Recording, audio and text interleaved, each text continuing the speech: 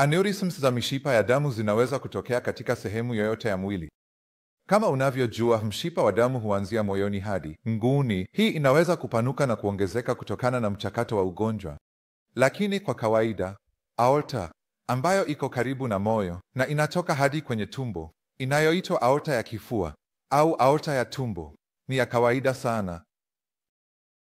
Vihatarishi kwa kawaida ni umri, uvutaji sigara na shinikizo la damu la juu, hasa shinikizo la damu lisilodhibitiwa.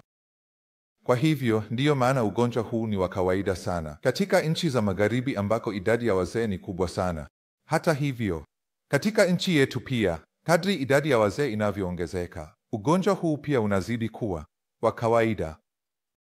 Kwa hivyo, ikiwa wewe ni mtu mzee na mgonjwa wa shinikizo la damu, historia ya uvutaji sigara, nadhani hasa ukiwa na ugonjwa wa moyo, nenda kwenye mpango wa uchunguzi wa aorta mapema sana. Dalili zinaweza kuwa hazipo kabisa hadi inafikia ukubwa wa hatari. Kwa hivyo, wagonjwa mara nyingi huja kama dharura, na wakati huo chaguo za matibabu huwa finyu sana. Kwa hivyo, ikiwa una vigezo vyote vya hatari, unapaswa kwenda kwenye mpango wa uchunguzi.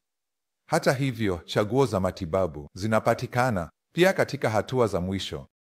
Kwa kawaida tunafanya aortogramu au angiogramu ili kuthibitisha ukubwa wa aorta, na kulingana na ukubwa wa aneurismu, tunakuwa na mpango wa matibabu. Siku hizi, tuna programu bora za matibabu ya endovascular katika mfumo wa ukarabati wa aneurismu ya endovascular ya thoracic, ambayo inaitwa TEVA, au kwa aneurismu ya aorta ya tumbo, ukarabati wa aneurismu ya aorta ya endovascular, ambayo inaitwa EVA. Na hata kwa aneurismu za aorta ngumu, tunayo taratibu bora, ambazo zinaitwa taratibu za mseto na grafti zilizofunguliwa zinapatikana, ili hatari na matatizo yapunguzwe sana.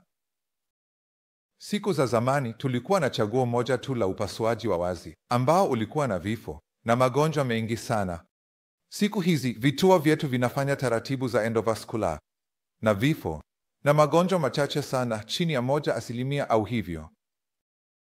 Kwa hivyo, ikiwa una sababu za hatari na dalili, unapaswa kumwona mtaalamu wetu mara moja ili tuweze kukutibu mapema kwa matokeo bora zaidi.